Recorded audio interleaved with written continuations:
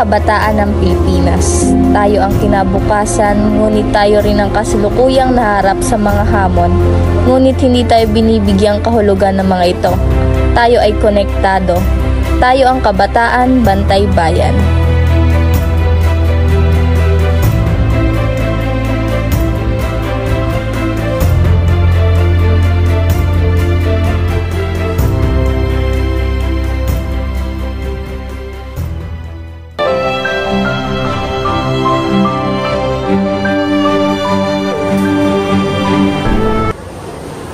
Daniel, apo, ibaba mo muna yung telepono mo. Nakita mo ba ang nangyayari sa balita? Ang daming kaguluhan.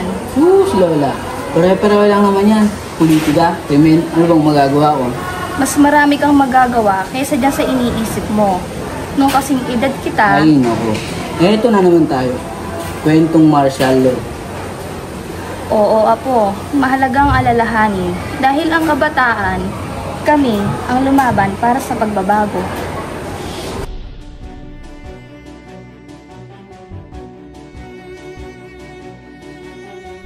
Sa panahon ng martial law, ang mga pangyayari ay nagpapatunay sa bigat ng responsibilidad ng pamahalaan sa pananatili ng kapayapaan at paggalang sa karapatang pantao.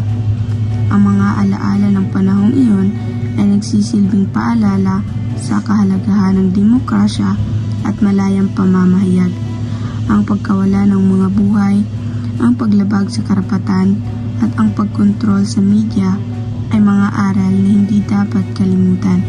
Sa bawat paggunita, muling pinagtitibay ang pangako na hindi na muling pahihintulutan ang anumang uri ng diktatorya sa ating bansa.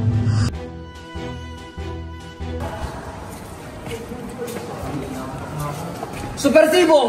Banta ka sa estado! Huli niyan!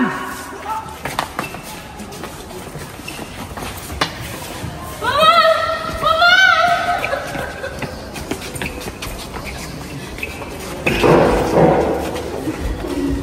Kalayan na magwawagi!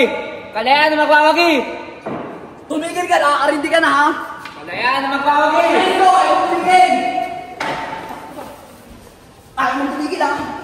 Kalayan na magwawagi! Kalayan na magwawagi!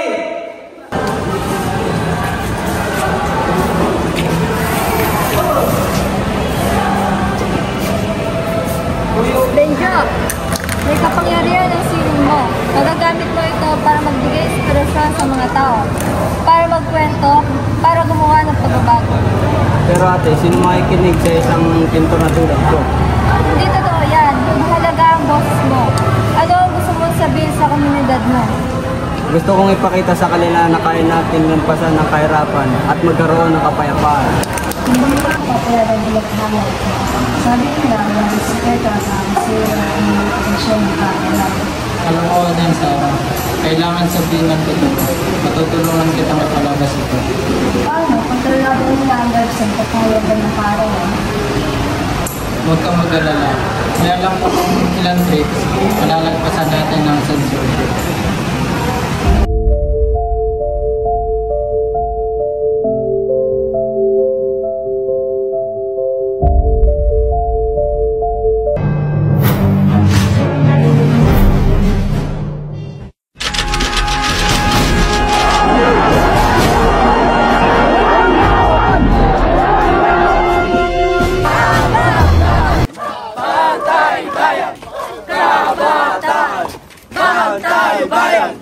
Hindi tayo patatahimikin! People power!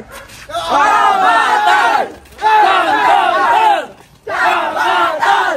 Bantay bayan! Kabatan! Sabi lagi ni Lola na ang EDSA ay isang himala, na ang mga ordinaryong Pilipino armado lamang ang kanilang pananampalataya at kanilang tapang ay nagpabagsak ng isang diktadura.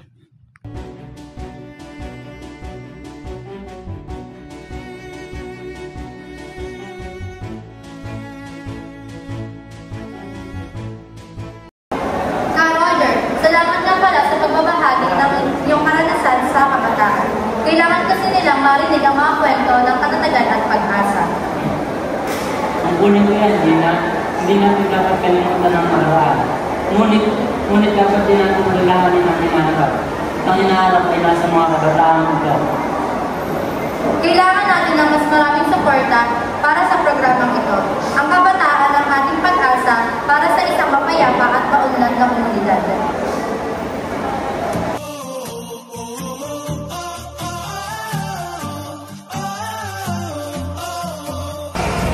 Yo, Benjo, sasali ka ba ngayon? Siguro, depende kung magsisimula na naman ng dulo. Kaya nga natin ginagawa ito kayo para ipakita sa kanila na kaya natin magsaya ng walang ama at para linisin ang ating komunidad. Tama. Sports at malinis na kapaligiran. Yan ang kailangan natin.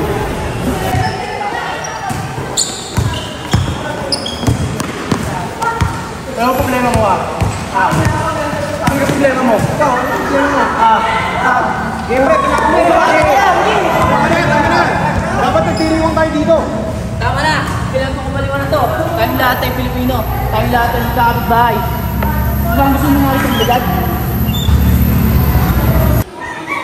Di natin pwedeng hayaan tukuyin tayo ng karahasan. Mas magaling tayo dito. Tayo ang kabataan, bantay bayan. Tama, pakita natin sa kanila na tayo nagkakaisa. Ang kapayapaan ay nagsimula sa atin. Alagaan natin ang mga nasugatan. Ipakita natin sa kanila ang pagkahabag.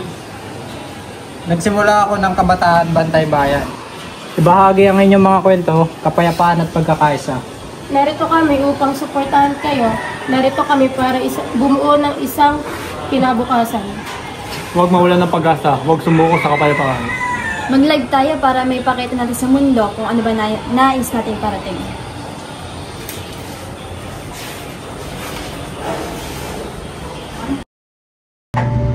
Tayo ang tanikala na nabubuklod ng mga puso, ang alo na nagpapalakas ng laluyong, tayo ang kabataan, pantay bayan.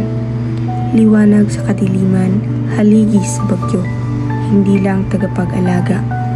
Tayo ang manggagawa ng kinabukasan. Sumali ka sa awit ng pag-asa, maging isang pantay bayan.